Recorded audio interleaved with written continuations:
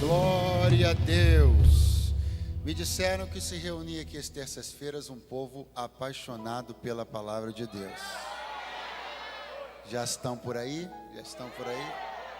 Seja bendito o nome daquele que vive e reina para sempre. Que prazer revê-los, né?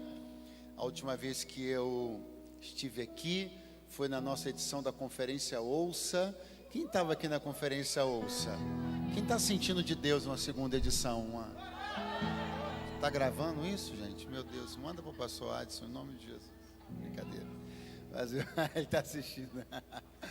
Mas eu quero glorificar a Deus pelas portas dessa casa estarem sempre abertas para nós. E esse vínculo de confiança e contribuição que se formou entre minha vida, da minha casa e a vida e a casa do pastor Adson, a quem eu quero agradecer e desejar um tempo de desfrute muito proveitoso nesse seu recesso, de recarga de energias, né? E que o Senhor Deus possa dar-lhe repouso nestes dias, que nós sabemos o quanto isso é importante e necessário. Minha gratidão também a todos os pastores auxiliares que me receberam com tanto carinho, com muita gentileza, fazendo as honras da casa de maneira muito, muito especial. Eu gostaria que você, por favor, pegasse a sua Bíblia e abrisse-a comigo no livro de Números, capítulo 17. Números, capítulo 17.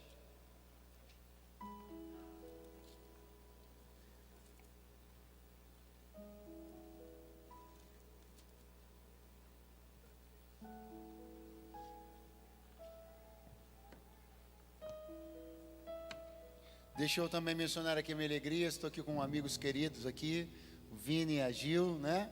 E eu vi que eles trouxeram uma congregação com eles aí, né? Seja Deus louvado pela vida de todos vocês que estão acompanhando o Vini e a Gil, pelo prestígio também da vossa presença. Glória ao nome de Jesus. Capítulo 17 do livro de Números. Está escrito desta maneira: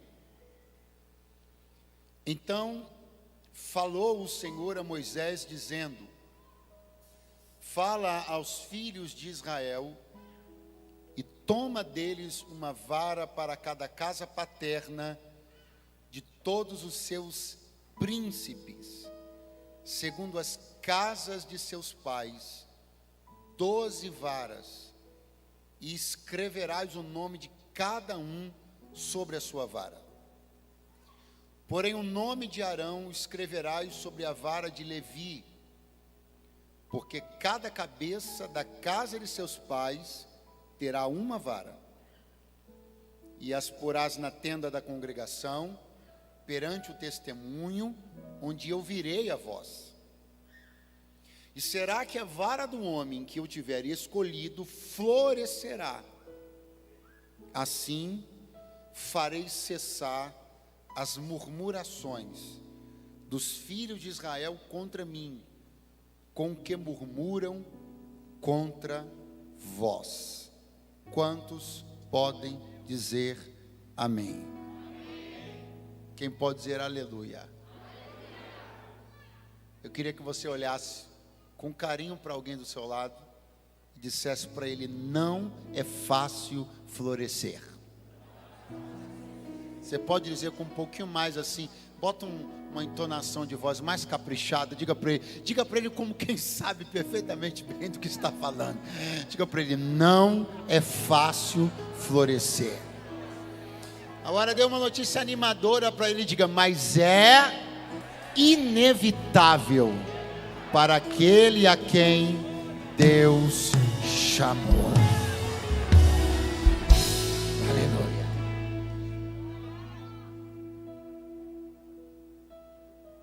Eu tenho uma primeira boa notícia para dar.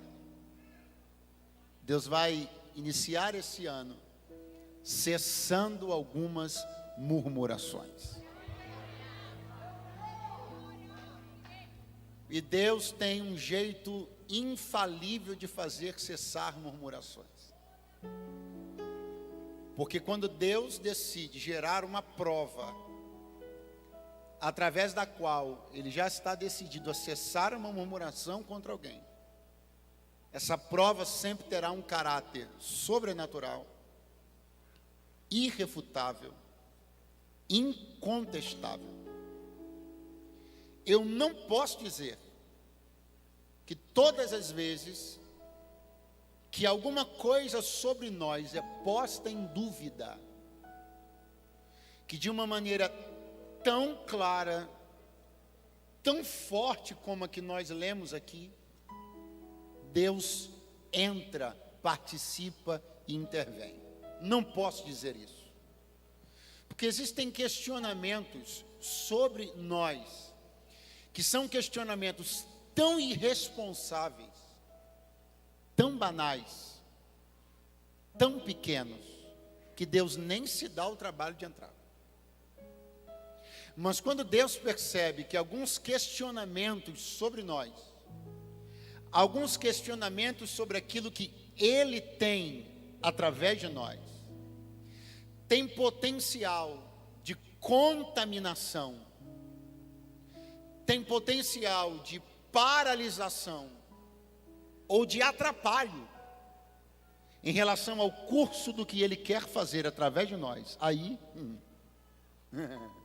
aleluia, aí Ele decide gerar uma prova, e essa prova sempre será, eu repito, sobrenatural, irrefutável e incontestável.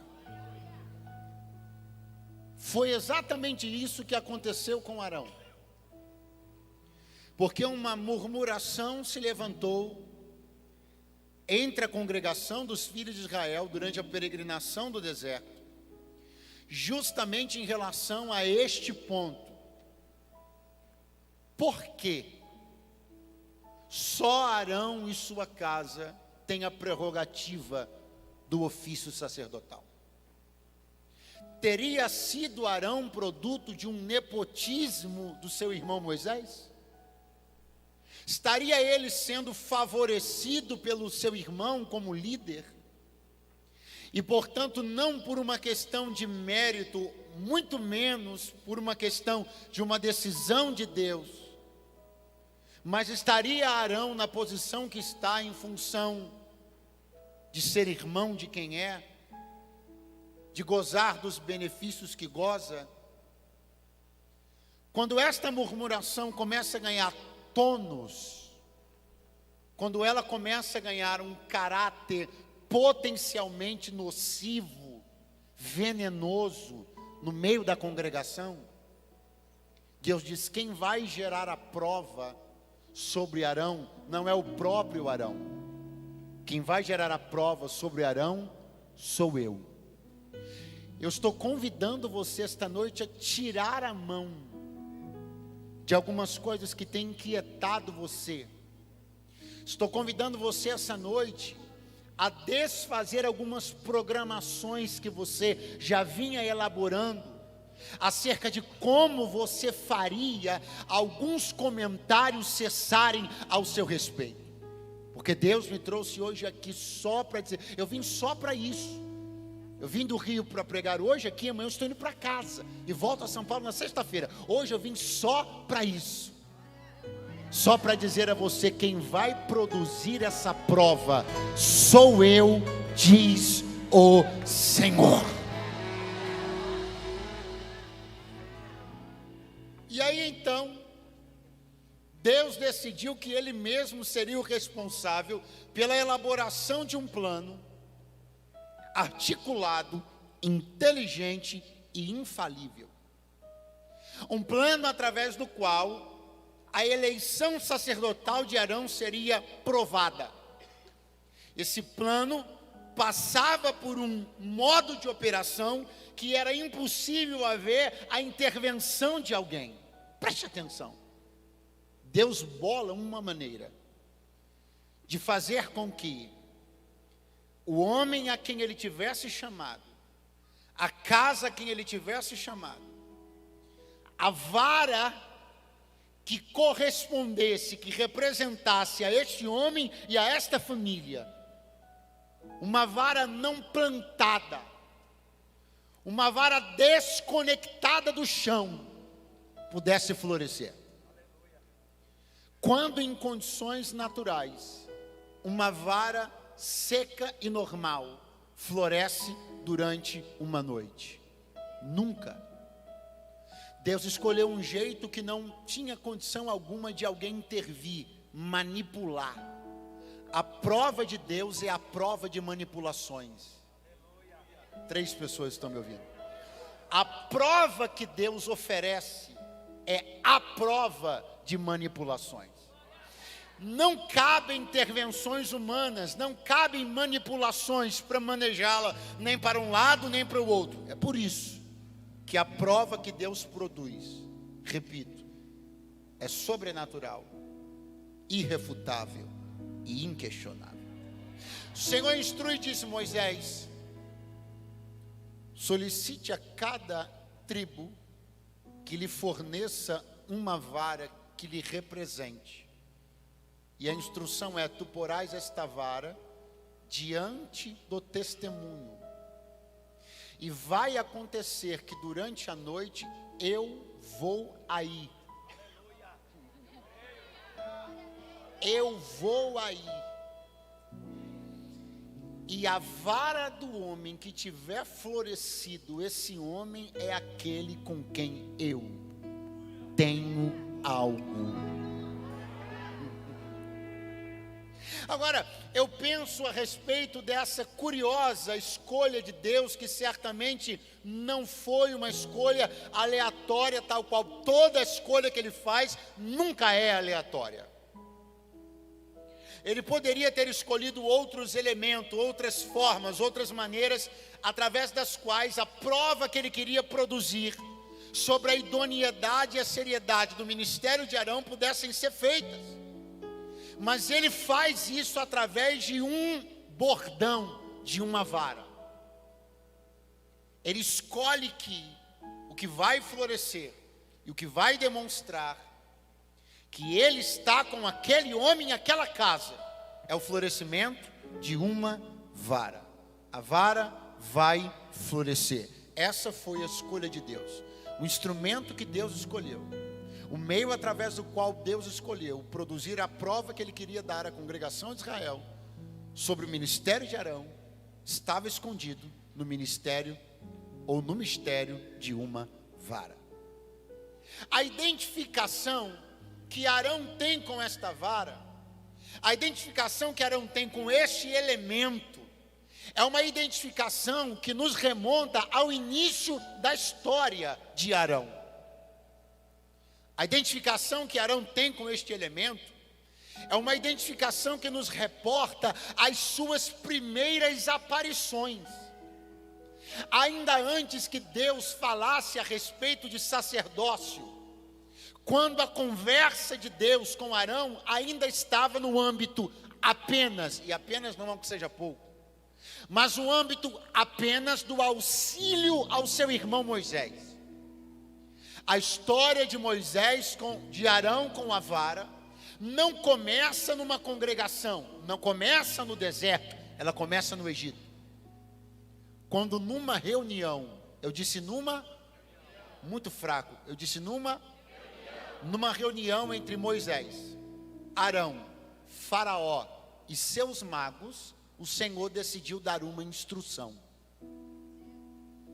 Diz a Bíblia Sagrada que as varas dos homens que ali estavam, magos e sacerdotes de Faraó, transformaram-se em serpentes. Mas diz-nos a Bíblia Sagrada que a vara de Arão devorou aquelas serpentes. Há 2 aspectos importantes aqui. Primeiro, esta foi uma reunião fechada, uma reunião intimista. Pastor, quando foi que Deus começou a utilizar-se de Arão e daquilo que ele tinha? Quando das reuniões mais intimistas, quando das reuniões menores, porque Deus sempre trabalha nesta escala do intimista para a multidão, das pequenas reuniões para diante da congregação. Deus sempre trabalha elevando ou colocando ou expondo às multidões aqueles a quem Ele já provou nas minorias. Eu tenho algo de Deus para dizer a você esta noite. Alguém já levantou a mão? Tenho algo de Deus para dizer a você esta noite. Mais alguém já levantou a mão? Tenho algo de Deus para dizer a você esta noite. O segredo está nas pequenas reuniões. O segredo está em permitir-se ser usado por Deus para aquele motorista de Uber que está visivelmente sensibilizado. O segredo está em permitir-se ser usado por Deus numa mesa para uma pessoa num restaurante vazio, porque nas pequenas reuniões os maiores ministérios começam a ser levantados.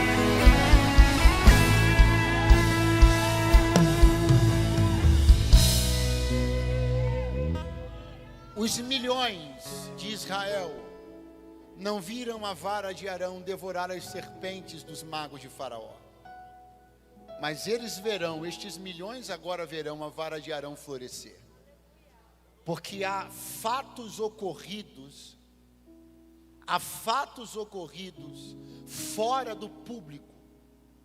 Há fatos ocorridos no privado, que Deus já tem. Eu disse que Ele já tem ideia de publicar em breve. Agora repare, porque o que vai acontecer em Números 17 é isso. Eu queria que você repetisse após mim. A vara, horrível, a vara de Arão floresceu. Ela floresceu no 17. No 17 ela brota. No 17 ela produz flores. Mas em Êxodo ela engoliu serpentes. Em Êxodo ela engole serpentes. Mas em Levítico ela produz flores. Pastor, quem é o tipo de gente que Deus vai usar muito nesse ano? Aqueles que têm a capacidade de, mesmo tendo que engolir serpentes, eles conseguem produzir.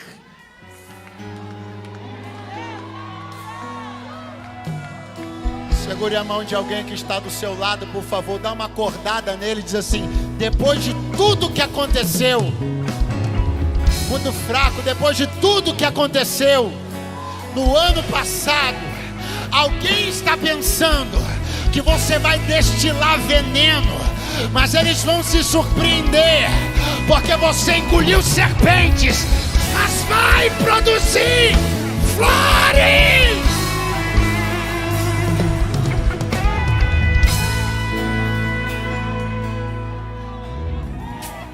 Porque aquilo com o qual você teve que lidar, não vai ter o poder de manchar seus resultados. Vou tentar de novo. Aquilo com o qual você teve que lidar, não vai ter o poder de macular seus resultados. Aquilo que você teve que ouvir, não vai atrapalhar a mensagem que sai da tua boca. Eu estou pregando para quem engole serpentes num dia, mas produz flores do outro.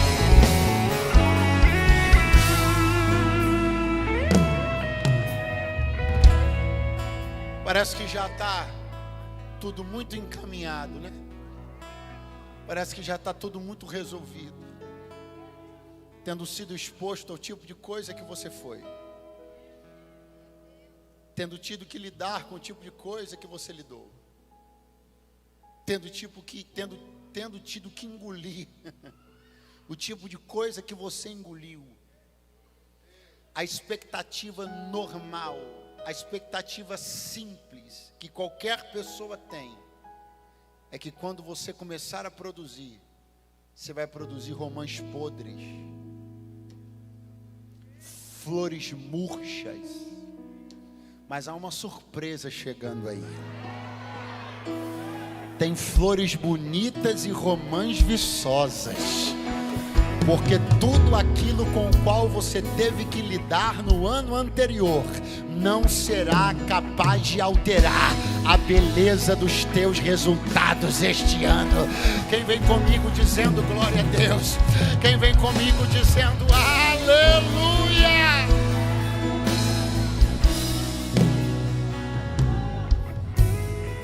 A instrução de Deus é: coloque-as na tenda da congregação, perante o testemunho. Coloque-as na tenda da congregação, perante o testemunho, porque eu vou descer. Moisés, você não elevará as varas até mim, elas não vão a mim, eu vou a elas. Não é sobre os esforços que elas vão fazer, eu vou a elas. Eu creio num Deus que é buscado, sim ou não? Eu creio num Deus que é procurado, sim ou não? Mas eu também creio num Deus que desce.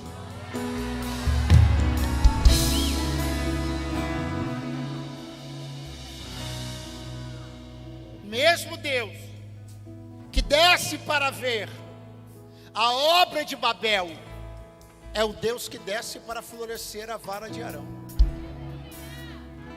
Porque Deus tanto pode descer para reprovar quanto para confirmar. Deus tanto pode descer para paralisar como pode descer para acelerar. Tanto Deus pode descer para embargar uma obra como a de Babel, como para confirmar uma obra como a de Arão. E assim te diz o Senhor: não há embargos na minha mão sobre ti. Eu estou descendo para confirmar, acelerar e autorizar.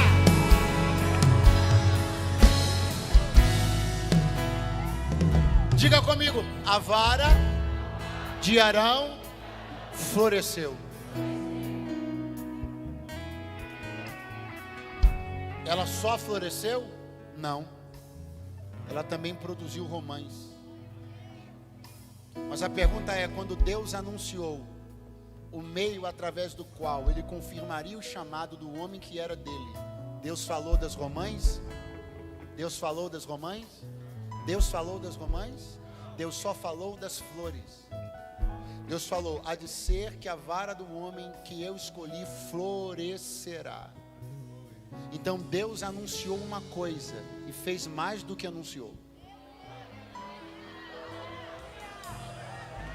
Deus anunciou uma coisa, Deus declarou uma coisa, Deus preparou uma coisa, Deus prometeu uma coisa e fez mais do que prometeu. Escute, nós estamos acostumados com pessoas que dizem que farão 100 e acabam fazendo 50, com pessoas que colocam nossa expectativa em cima, mas cumprem só a metade. Mas Ele me trouxe para dizer: eu estou dizendo uma coisa, e na hora que eu fizer, ainda farei mais do que aquilo que disse que faria.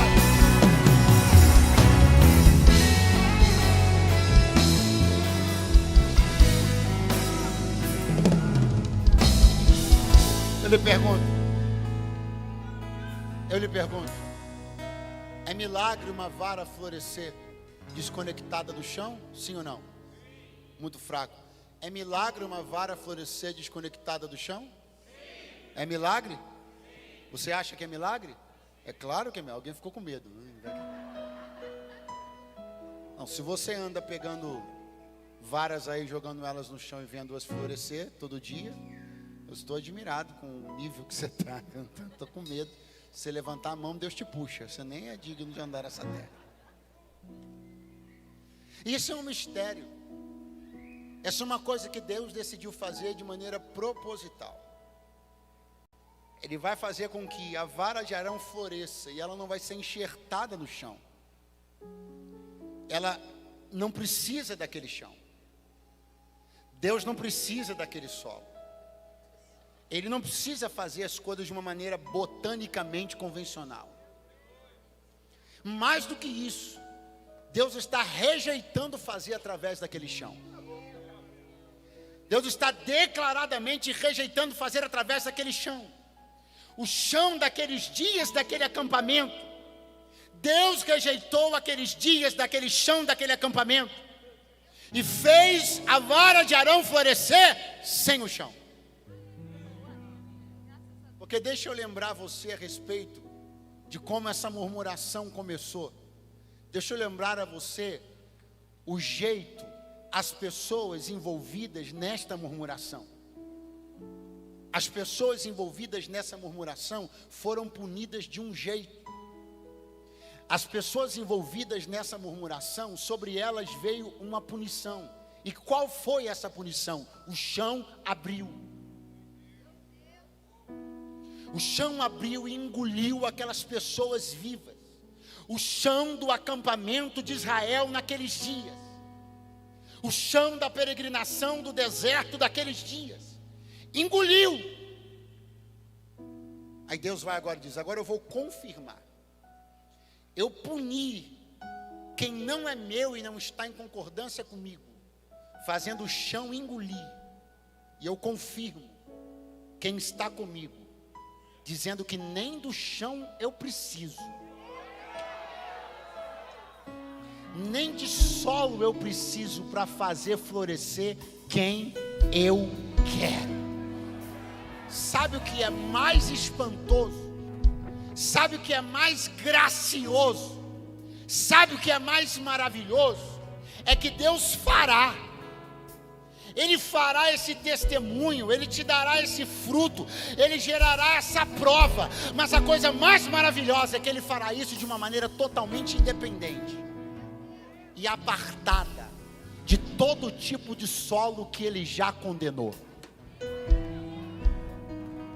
Porque há uma concordância muito grande em Deus. Redobre sua atenção no que eu vou dizer agora. Os homens são incoerentes. Deus nunca conheceu incoerência. Deus é profundamente incoerente. O solo do acampamento, utilizado como sepultura para os inimigos, não vai ser o solo através do qual a vara de Arão vai florescer. O princípio de coerência de Deus é tão grande que Ele diz: se o chão é amaldiçoado, eu não uso esse mesmo chão para fazer florescer quem é meu. Eu precisava que você ainda estivesse aqui. Você está ouvindo bem? Abre um pouquinho esse monitor aqui, meu querido, em nome do Cordeiro que venceu. Olhe para mim. O Senhor está dizendo: eu não uso o mesmo território dos rebeldes para fazer florescer quem é meu. Pelo contrário, eu faço questão de demonstrar que no chão que eu os engulo, eu não uso nenhum grão para fazer florescer quem eu chamo. Oh, alguém ainda está por aí, pelo amor de Deus? Dê uma levantadinha na sua mão em nome de Jesus, porque assim te diz o Senhor: o que eu vou fazer desconectado, divorciado e apartado de todo e qualquer solo que eu reprovei. O que eu reprovo, eu não abençoo. O que eu reprovo, eu não faço frutificar em terreno que eu reprovei.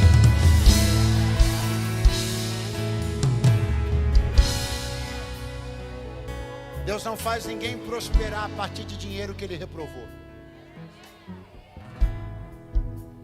Deus não faz ninguém crescer através de influências escusas que Ele reprovou. Deus me trouxe para dizer uma coisa aqui.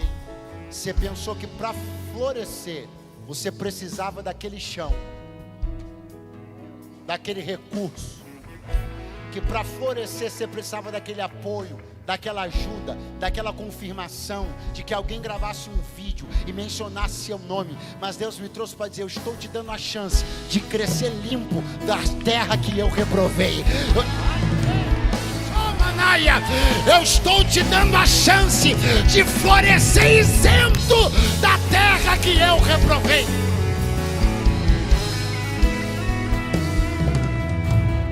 Alguém entrou aqui muito confuso essa noite, que quando parecia que tudo ia acontecer, num chão que você pensou, que pensava que precisava dele para que as coisas acontecessem, de repente o chão abriu. E você disse: agora não acontece mais nada. Agora as promessas não se cumprem. E Deus me trouxe para dizer: não. É exatamente o contrário. Eu estou te dando a chance. Não, ó, diga para alguém do seu lado: Deus está te dando a chance de saber o que é florescer sem precisar de chão que Ele reprovou.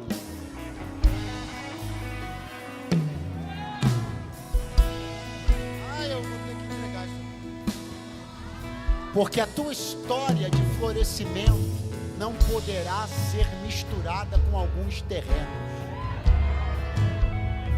A tua história de florescimento não poderá ser contada junto com a história de alguns terrenos. Deus me trouxe aqui para dizer: vai ser sem aquele chão, vai ser sem aquele apoio, vai ser sem o dinheiro dele, vai ser sem a ajuda dela, porque a tua história estou separando da dele, porque a ele eu engoli, mas a você eu vou fazer florescer.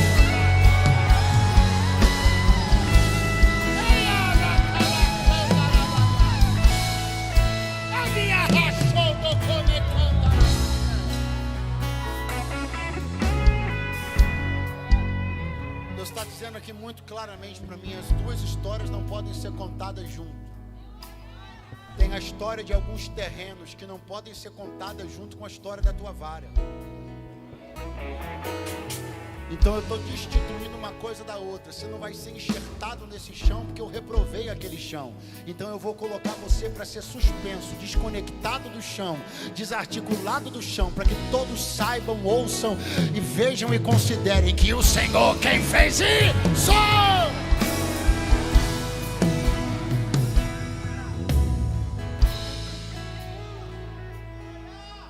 Esse é meu meio. Essa é minha maneira de fazer florescer e frutificar. E isso já é maravilhoso. Isso já é? Produzir é maravilhoso. Só que em nenhum momento Deus disse que aquelas flores eram imortais.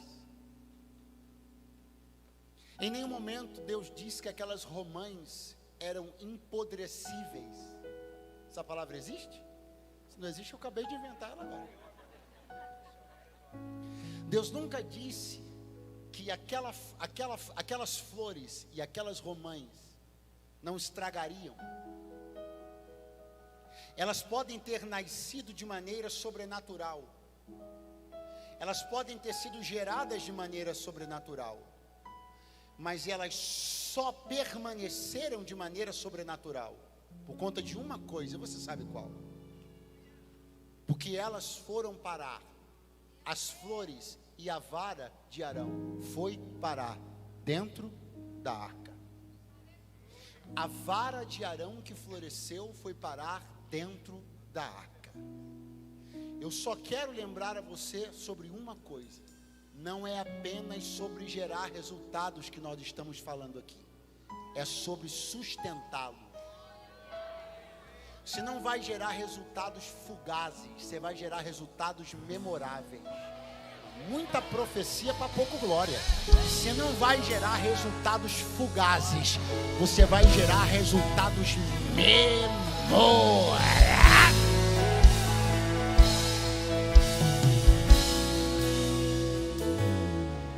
Repita após mim de novo o que você disse lá no início para alguém. Diga: não é fácil, muito fraco, não é fácil florescer.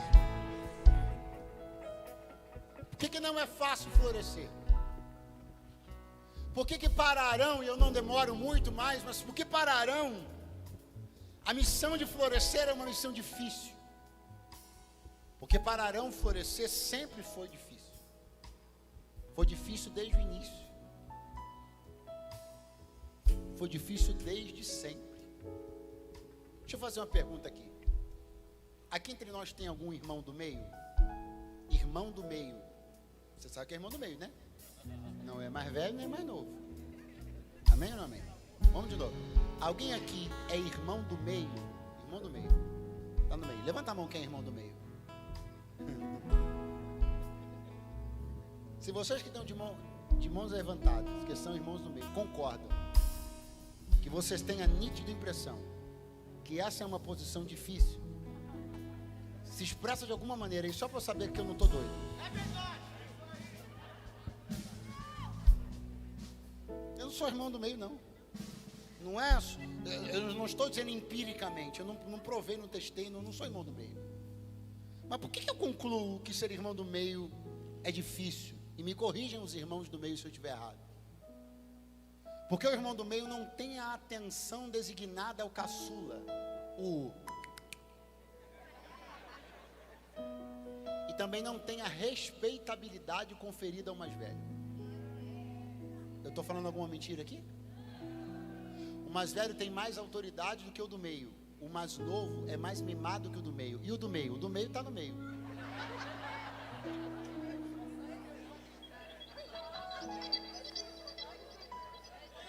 Pastor, eu não sou irmão do meio, eu sou caçula, eu sou mais velho, eu sou filho único. Essa mensagem não é para mim, não, essa mensagem é para você. Porque tu podes não ser o irmão do meio biologicamente, mas eu estou sentindo no meu espírito que em relação aos desafios da vida, aos desafios eclesiásticos, é exatamente assim que você anda se sentindo.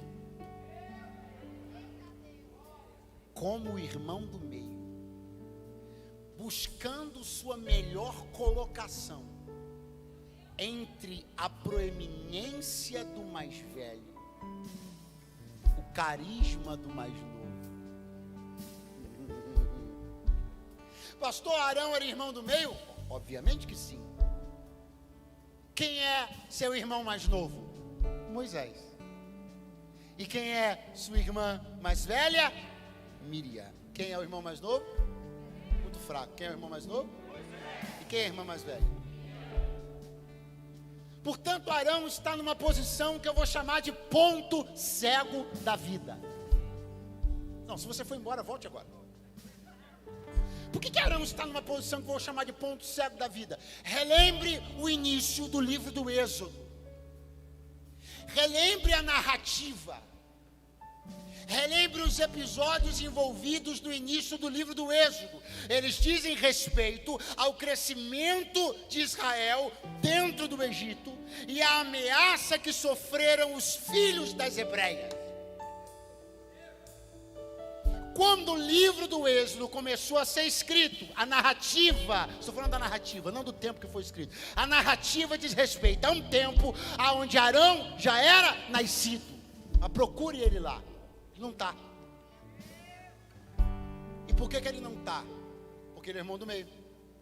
Ele está no ponto cego do livro do Êxodo.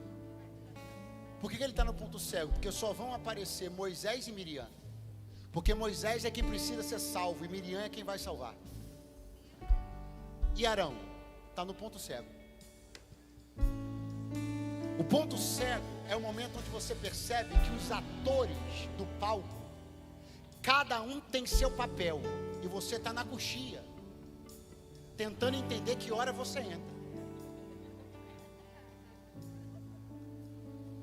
Porque quem é que está sob risco de morte? É Moisés ou é Arão? Vamos de novo. Quem está sob risco de morte, Moisés ou Arão? Quantos anos Arão tem quando o livro do Êxodo começa? Com 3 anos, Arão não está sob risco de morte. O risco de morte é para os recém-nascidos. Então quem é que está em risco? Moisés ou Arão? Eu vou dizer uma coisa aqui que você vai entender. Tem horas que até sob risco você queria estar para ver se consegue aparecer. Tem hora que até a luta dos outros você inveja. Que você está numa posição tão incógnita, você está num ponto cego tão angustiante, que você até queria estar sob risco de vida da parte do faraó, só para ver se a câmera pegava você.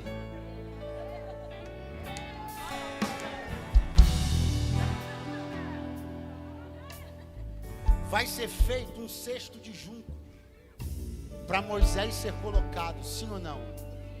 Sim ou não? Quem está sob risco de vida? Então o cesto é do tamanho de quem? A história está sendo contada sobre quem? Então Arão, com 3 anos, se tu entra no cesto, tu quebra o cesto. Porque por mais que eu compreenda muito bem a sua situação, e que eu compreenda o afã que você está de participar de uma coisa, de um rio que está correndo,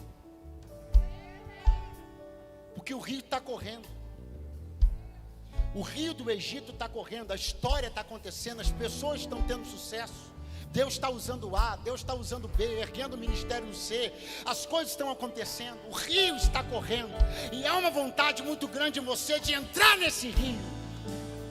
Só que esse cesto de juncos não tem o seu tamanho.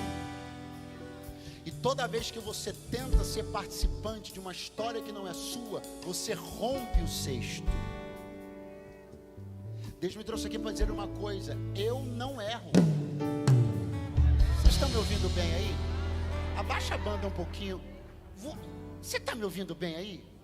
Deus me trouxe só para te dizer: eu não erro. Não tente participar de uma história que não é sua. O cesto quebra. O cesto tinha o tamanho de Moisés. Se Arão com 3 anos entra no cesto, o cesto afunda. Existem coisas que estão acontecendo agora, rios que estão correndo agora, para o cumprimento de uma agenda que Deus estabeleceu. E se eu desejar cortar o tempo e entrar nessa agenda premeditadamente e precipitadamente, eu não vou conhecer o cesto, vou conhecer o fundo do rio. Pastor, onde o senhor quer chegar? Já cheguei. Para quem está no tempo certo, entrar no cesto salva.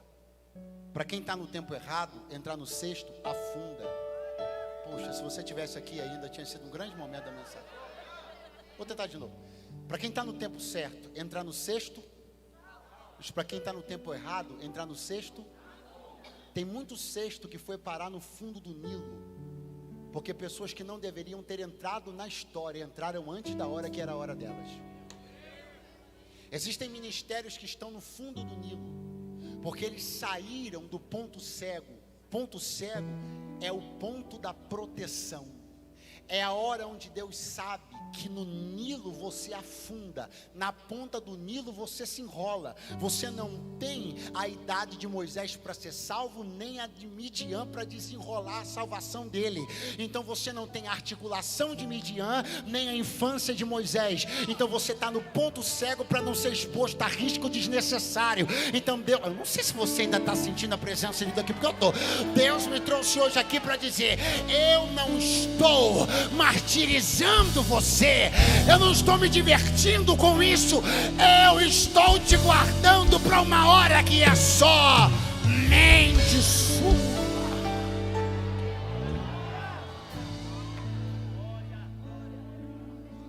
Muitas histórias foram parar no fundo do Nilo, porque são histórias que se lançaram para as câmeras do Êxodo antes da hora. São pessoas que se lançaram para dentro do cesto antes do tempo. Arão não é citado. Quem é citado, pastor? Moisés. Por quê? Porque está sob risco. Quem é citado, pastor? Miriam. Por quê? Porque já é uma adolescente. Quem é que vai articular com a filha de Faraó? Quem é que vai desenrolar? Quem vai para o desenrolo com a filha de Faraó? Quem é? Porque Miriam já é uma adolescente, ela tem a capacidade de elaborar um plano inteligente através do qual a vida de Moisés será preservada. Ela tem capacidade suficiente para articular uma narrativa e colocar a vida de Moisés aonde Deus queria, para ele ficar lá o tempo que Deus queria.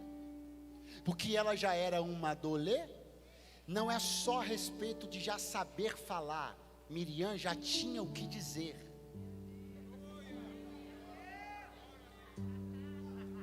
Eu tenho uma pergunta para te fazer. Criança de 3 anos fala? Fala ou não fala? Uma criança que está se desenvolvendo normalmente, com 3 anos ela já fala alguma coisa? Fala algumas palavras? Então bota ela para negociar com a filha de Faraó. Vai dar certo? Mas quando Miriam negociou, deu certo, sim ou não? Porque Miriam não sabia só falar, ela tinha o que dizer. Arão já sabia até falar, mas ainda não tinha o que dizer. Pastor, resume isso com todo prazer. o lugarzinho para a gente ver esse tipo de coisa acontecer todo dia é a abençoada da internet. Abençoada da internet. É o espaço daqueles que já sabem falar, mas ainda não têm o que dizer. E eles cismam que tem que ir para lá dizer. Eles cismam que tem que ir para lá produzir teologia. Eles cismam que tem que ir para lá questionar marcos antigos. Eles cismam que tem que ir para lá descobrir a pólvora. E eu estou vendo Deus dizendo: você está no ponto cego, filho. Eu estava te guardando no anonimato. E você está se expondo só porque já sabe falar, mas você ainda não tem o que dizer. A vida de alguém pode acabar não sendo preservada, porque se você não souber negociar, Arão, como Miriam sabe, Moisés não é salvo. Então muita gente está deixando de ser salva porque os pregadores não sabem o que dizer.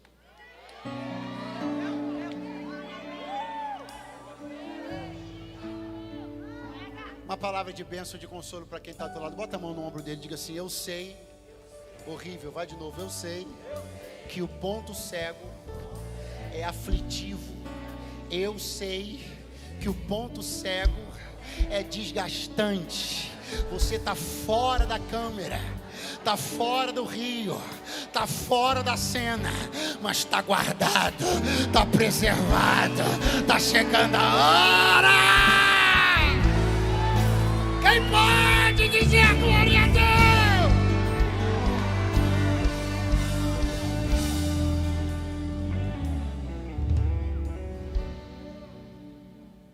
E vai chegar a hora.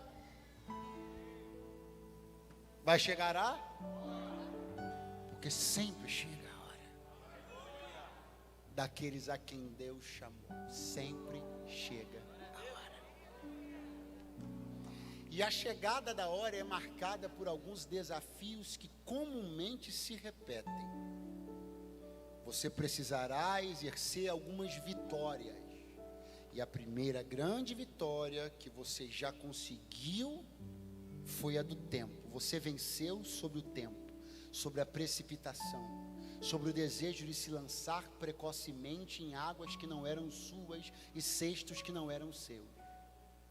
Então você venceu o teste do tempo, e agora tu vencerás um outro teste muito difícil. Pergunte qual? Sua vaidade. Porque Arão esperou 80 anos por uma oportunidade. E quando ela enfim chegou, diz a Bíblia desse jeito: e falou o Senhor também a Arão. O Senhor não falou a Arão, Ele falou também a Arão. Pastor, por que você está grifando isso? Para você entender que o que Deus falou para Arão, Deus primeiro falou para Moisés. Então Arão não vai receber, ele não vai ouvir uma coisa inédita. Ele vai ouvir algo que primeiramente Moisés ouviu. E agora começa a vitória sobre a vaidade. Porque eu penso que após aguardar tanto tempo, o ineditismo está me esperando. Deus vai falar comigo que nunca falou com ninguém. Após ter vencido o teste do tempo, agora eu protagonizarei alguma coisa. E de repente há uma palavra na Bíblia que mexe comigo, a palavra também. Se tem também, é porque não é só você. Se tem também, é porque você não é o único que ouve. Se tem também, é porque você não é o único que faz. Se tem também, é porque embora você tenha se resguardado diligentemente durante muito tempo, tu não és o único que estás se guardando.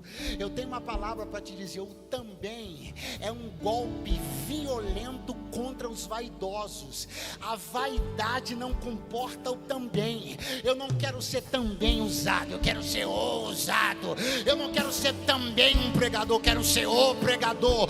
O também de Deus é uma flecha aguda no coração da vaidade, mas Ele me trouxe para dizer: se tu tiveres a capacidade capacidade de entender que além de você, eu também levanto mais alguém. Além de você, eu também uso mais alguém. Também.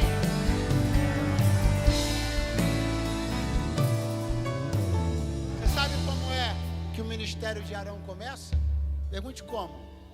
Quando ele ouve a mesma coisa que Moisés ouviu. O ministério de Arão não começa quando ele usa a mesma sandália que Moisés usou. O ministério de Arão não começa quando ele usa o mesmo tipo de roupa que Moisés usava.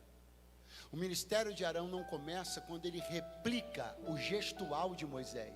O ministério de Arão começa quando a mesma voz que falou com Moisés fala com Arão.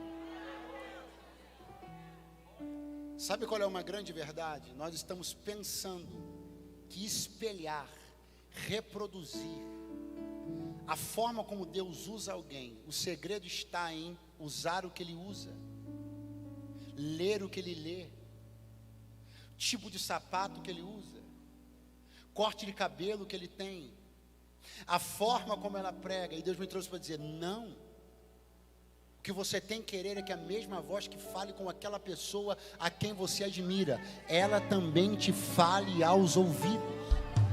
E aí tu poderás continuar usando o sapato que você gosta, cortando o cabelo como você quer, sem precisar replicar uma imagem, porque a mesma voz que alguém ouviu também é audível aos seus ouvidos. Aleluia!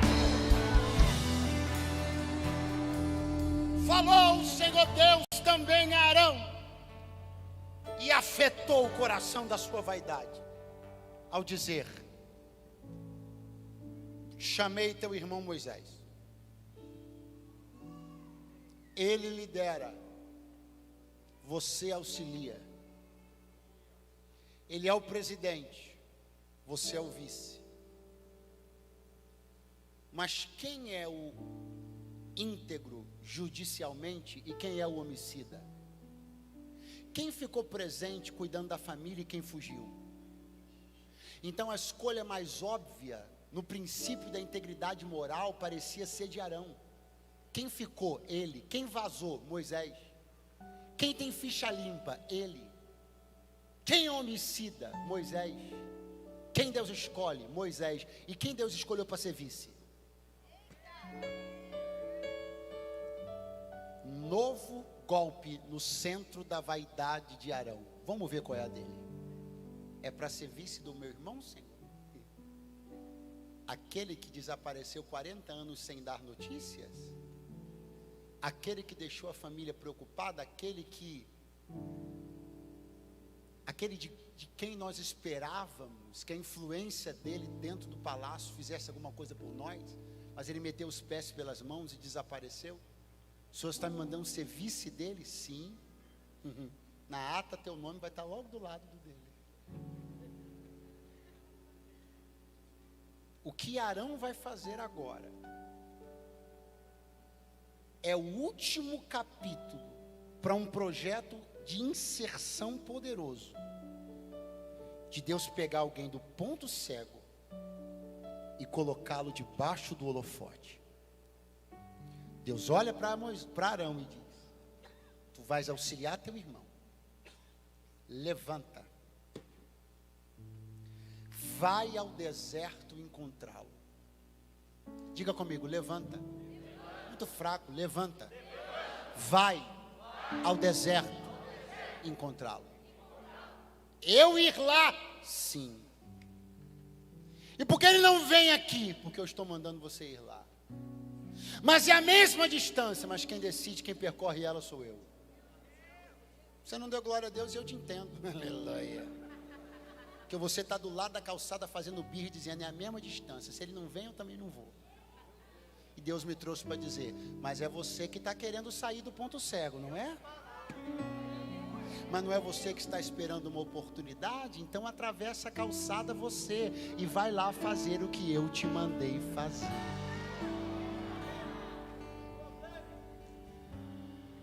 Mas como vai ser isso? Desse jeito. Ele está onde? No deserto. Esperando para quê? Te encontrar. E o que você faz? Sai do Egito e vai ao deserto. Faz esse caminho hoje. Arão ainda não sabia que voltaria a fazer esse caminho meses depois, na frente do povo junto com seu irmão, liderando um êxodo. Pastor, aonde você quer chegar? Você não percebeu? Que o caminho para o qual Deus escolheu Arão para ser líder também, Deus fez ele fazer primeiro? Porque como você lidera alguém num caminho que você nunca passou? Quem está aí, diz alguma coisa, pelo amor de Deus. O que Deus está mandando Arão fazer? Saia do Egito e vá no deserto. Eu estou te dando experiência num trajeto. Daqui a meses você vai estar na frente de um povo e você vai se lembrar que eu nunca mando ninguém conhecer desertos se eu não tiver chamado esse alguém para liderar em desertos. Eu vou tentar outra vez. Eu nunca mando alguém conhecer um deserto se eu não tiver um plano de usar esse alguém para liderar em desertos. Levanta a mão para receber essa palavra. Você um dia conhece um deserto, no outro dia lidera num deserto. Um dia tu conheces a dor, no outro dia tu levantas alguém na dor. Um dia é você chorando na sepultura de alguém, no outro dia é sendo boca de Deus para consolar. Deus só manda a gente conhecer desertos que a gente vai liderar.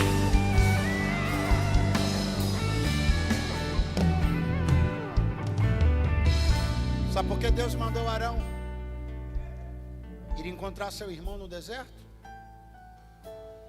Para que quando o povo estivesse saindo, temeroso, atemorizado, para fazer aquele trajeto, saída do Egito para o deserto, Arão pudesse olhar para a face de alguns próximos deles e dizer: eu já fiz esse caminho. Eu não sou um especulador, eu já fiz esse caminho. Eu não sou um pitaqueiro, eu já fiz esse caminho. Eu não sou um comentador de rede social, eu já fiz esse caminho. Eu tenho poder e autoridade de Deus para te guiar neste caminho, para ser bênção para você nesse caminho. Não é porque eu tenho ideia de como é esse caminho, é porque eu já fiz esse caminho. Pega a mão de alguém que está do teu lado agora, é o minuto final da minha ministração. Dá uma acordada nele e diz: tu não passaste pelo deserto à toa. Deus está te experimentando num lugar para que tu conheças esse lugar e tenha autoridade para falar sobre ele.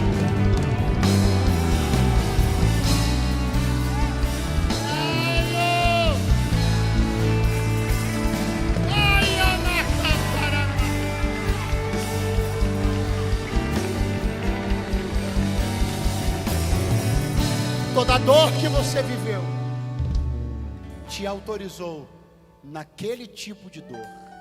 Vou repetir. Toda dor que você viveu te autorizou naquele tipo de dor. Quando você for fortalecer a esperança de alguém e ela olhar para você com aquela cara de que você não sabe o que eu estou passando, você vai dizer para ele: eu sei. E a dor que eu venci, sobre ela Deus me deu autoridade.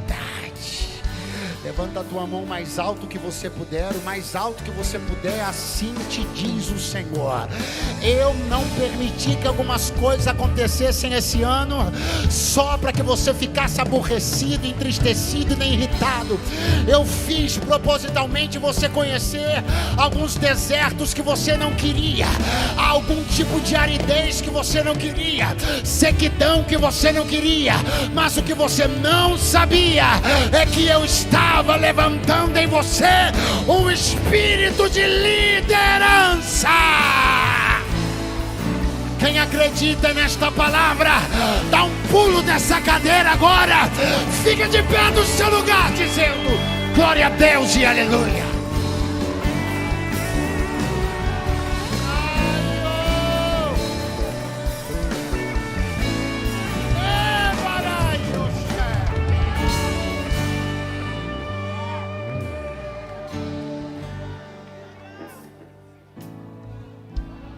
Moisés e Arão se abraçarão no deserto. Está na Bíblia. Mas aquilo não é só um abraço. Aquilo é um encaixe. Aquilo é Deus pegando Arão como uma peça solta, que buscava seu lugar como irmão do meio, sem entender a sua função na obra e no reino. E Deus o encaixa. Pastor, e por que Deus o encaixou? Porque Deus já tinha dito que iria encaixá-lo. E quando Deus falou isso? Quando Moisés, pensando que faria Deus desistir dele, disse para Deus o que ele não podia fazer. Ele disse: Senhor, eu não posso falar a Faraó nem ao povo, porque eu tenho dificuldade nessa área. Aí o Senhor diz: está resolvido. Tem alguém há 80 anos no ponto cego, esperando uma chance de ser encaixado. Agora olha para mim, que essa igreja não é boba, essa igreja é versada na palavra. Meu irmão, olha para mim. Tu crê que Deus cura câncer? Você crê que Deus ressuscita mortos? Há especulação sobre isso, mas para ficar mais claro, vamos imaginar que o que Moisés tinha era gagueira. Vamos imaginar. Qual a dificuldade para um Deus que cura câncer curar uma gagueira? Qual a dificuldade para um Deus que enviará 7 pragas no Egito, rasgará o mar no meio, resolver uma gagueira? Por que Deus não resolveu a limitação de Moisés? Porque a limitação de Moisés era o encaixe de Arão.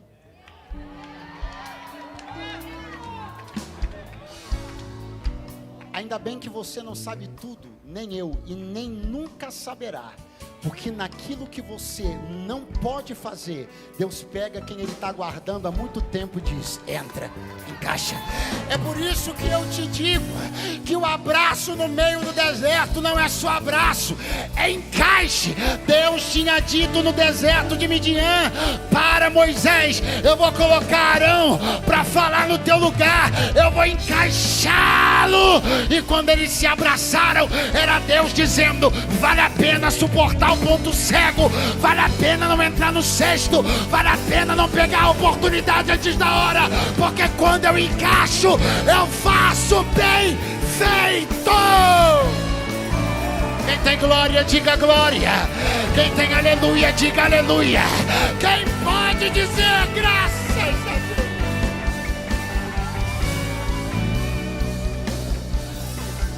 Fique de frente para alguém agora, de 2 em 2, se você se sente à vontade. Se não sentir-se à vontade, não tem problema. Prioritariamente os homens com os homens, as mulheres com as mulheres. Salvo, é claro, se forem irmãos de sangue, se forem parentes, se forem esposo, esposa. Do contrário, se você não conhece alguém, isso pode se tornar constrangedor, porque vai ter um abraço envolvido nisso. Eu não quero gerar maiores constrangimentos com alguém que é novo na fé e ainda não está talvez tão acostumado com a nossa postura mais assim tátil, né? Porque crente é tátil, aleluia. Eles troca suor, ele confunde o sovaco, é uma maravilha. Mas se você se sente à vontade, fica de frente para alguém agora, por favor. Agora, de frente para ele, porque nós vamos fazer algo aqui muito poderoso e muito profético. Porque eu creio que essa noite aqui, não, essa noite aqui é uma noite que Deus escolheu para dizer: você venceu o teste do tempo, venceu o teste da vaidade, e 2023 é o ano do teu encaixe. Você estava perambulando de um lado para o outro, tentando se achar, tentando se encaixar no ponto cego da vida, mais perdido que cego em tiroteio. Mas eu decidi que chegou a hora de te encaixar no meu plano. Olha para alguém que está do seu lado e diga: em nome de Jesus, recebe essa palavra agora.